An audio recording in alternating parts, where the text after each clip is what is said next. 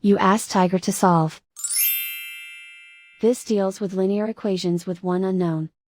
The final result is x equals 11/2. Let's solve it step by step. Group all constants on the right side of the equation. Add 10 to both sides.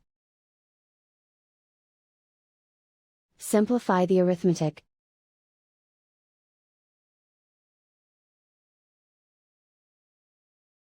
Isolate the x. Divide both sides by 8. Simplify the fraction.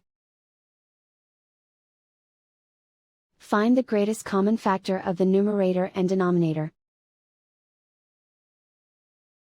Factor out and cancel the greatest common factor. And so the final result is x equals 11/2.